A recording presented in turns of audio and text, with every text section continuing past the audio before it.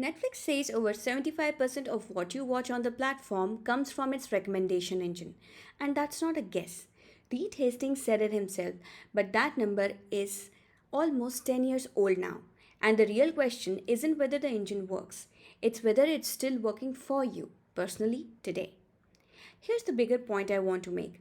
Everyone talks about Netflix's content, the shows, the originals, the marketing pushes, but content is table stakes now. Every platform has good shows. What actually separates a platform isn't just what it makes, it's how well it gets the content in front of you at the right moment in a way that feels like it knows you. That's a different muscle. Call it the platform layer.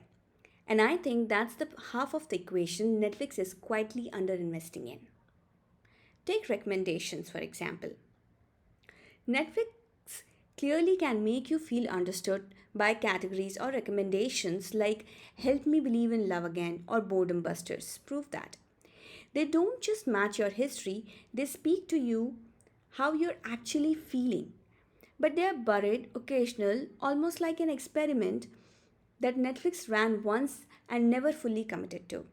The dominant experience day to day is still because you watched this and here's 10 more things like it, which might not work if you didn't like it. It tells you what you did, not the platform understands who you are right now. And Netflix really need to investigate if the recommendations like we think you'll love this are trusted by its viewers. What is Netflix actually doing to reconnect with its viewers?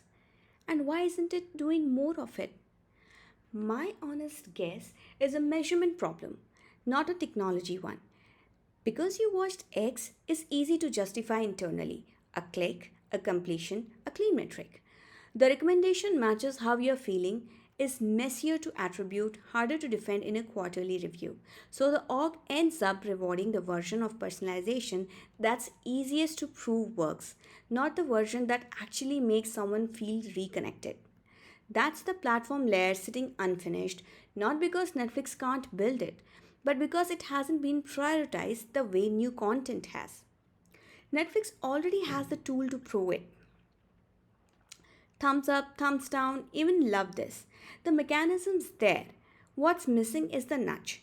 A simple prompt right after you finish something you loved, asking you to confirm it. Small addition, but it's exactly the kind of signal that would make future recommendations sharper. How is Netflix adapting to short attention spans? Right now, its main visibility tool is the notification, and most of them just say continue watching X or here's what to watch next. That's a nudge for the people who are already committed, not for the likely large group of people who open Netflix with no fixed idea of what to watch. I don't have Netflix's internal churn data, so take this as an informed hypothesis, not a fact.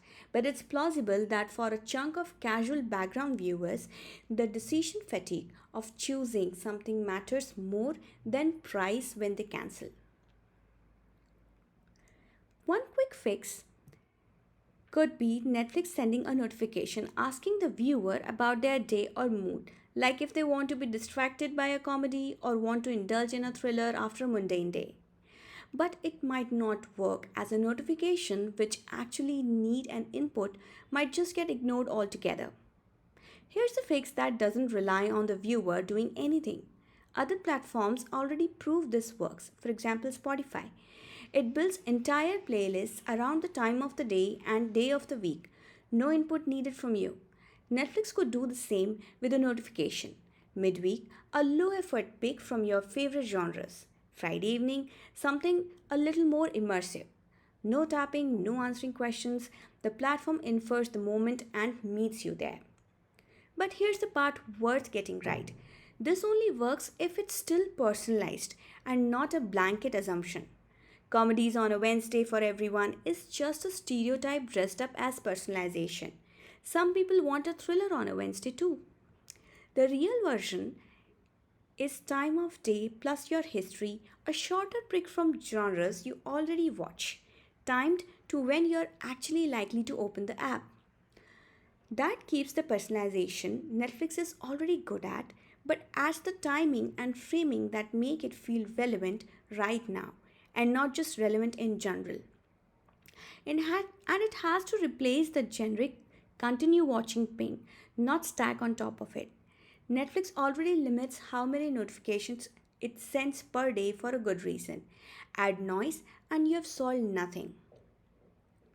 So let's get back to the stat that we opened with. 75% of what people watch is driven by an engine that almost is a decade old. That's not proof Netflix has stopped innovating. It's proof of where the innovation has been going. More shows, more promotion, more ways to make you aware content exists. What's been slower to arrive is the harder, messier bit. Actually understanding the moment you are in the app and not just the history you have built up. And to be fair, that's starting to shift. Netflix has recently launched Clips, an Instagram style feed built specifically to fix discovery. But in practice, it still feels like undirected scrolling, throwing genres at you rather than respecting what you already know you like, which tells you something important. The platform problem was never about whether Netflix builds these features, it's about whether they get the personalization right when they do. Content has gotten Netflix to where it is. Whether it keeps people here depends on the half of the equation it's still figuring out.